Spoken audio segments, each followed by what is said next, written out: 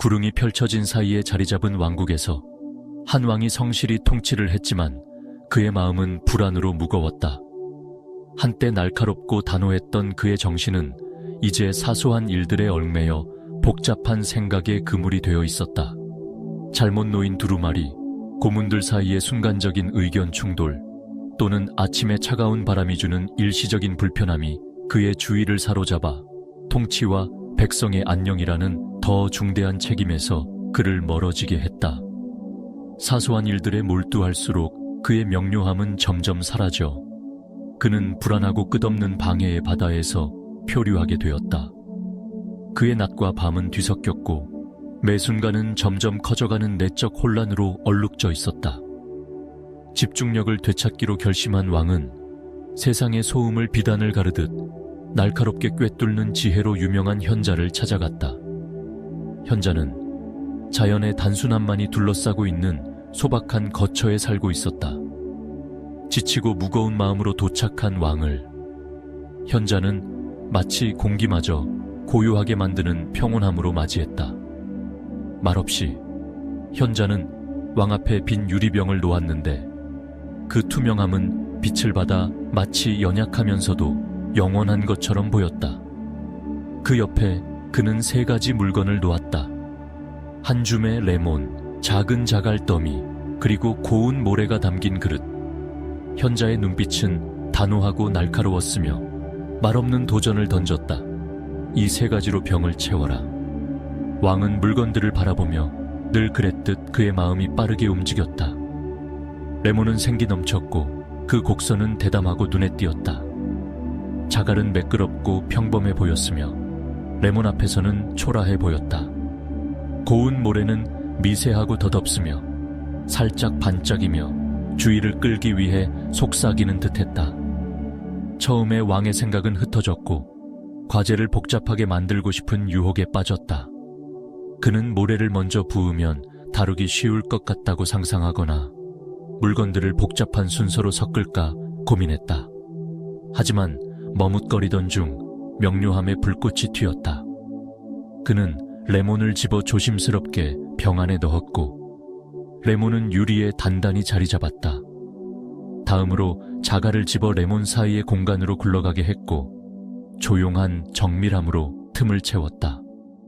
마지막으로 모래를 부었고 그것이 자갈 위로 흘러내려 모든 틈새를 메우며 병이 3가지로 가득 차 넘칠 때까지 채워졌다.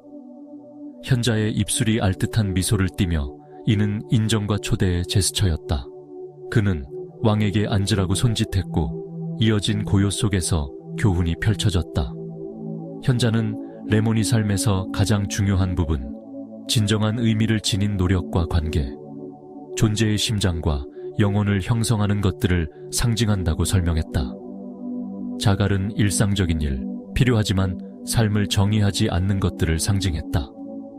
모래는 덧없고 셀 수 없이 많은, 종종 주의를 요구하며 시간과 에너지를 훔치는 사소한 것들을 나타냈다.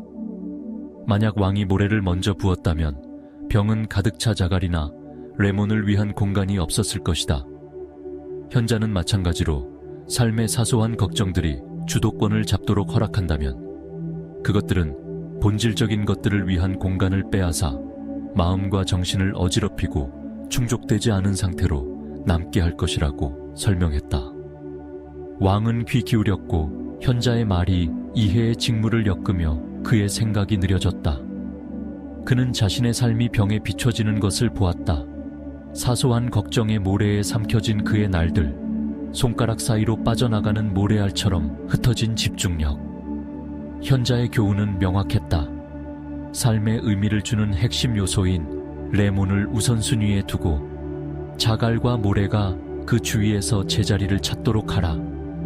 진정으로 중요한 것에 주의를 고정함으로써 왕은 균형을 되찾을 수 있었고 그의 정신은 더 이상 폭풍이 아니라 의지를 가지고 흐르는 꾸준한 강이 될 수 있었다. 왕이 왕국으로 돌아왔을 때 현자의 지혜는 그의 내면 깊이 뿌리 내렸다. 그는 새로운 명료함으로 하루를 대하기 시작했고 그의 주의를 놓고 경쟁하는 요구들을 걸러냈다.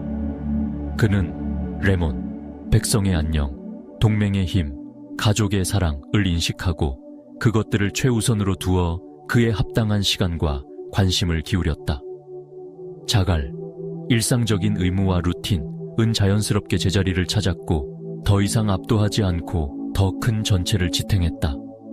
모래, 즉 덧없는 짜증과 방해들은 그는 흘려보냈고 그것들이 그의 집중력을 지배하지 못하게 했다. 날이 갈수록 왕의 마음은 가벼워졌고 그의 결정은 더 날카로워졌으며 그의 마음은 더 평화로워졌다. 왕국은 그의 갱신된 리더십 아래 번영했고 그 조화는 그가 내면에서 키운 균형을 반영했다. 그는 더 이상 사소한 것들에 자신을 잃지 않았다. 대신 그는 자신의 우선순위에 굳건히 서서 목적을 가지고 삶을 이끌었다. 한때 그의 생각을 흐리게 했던 혼란은 조용한 힘으로 바뀌었고 그의 행동을 통해 빛나는 명료함은 그를 우러러보는 모든 이들에게 영향을 미쳤다.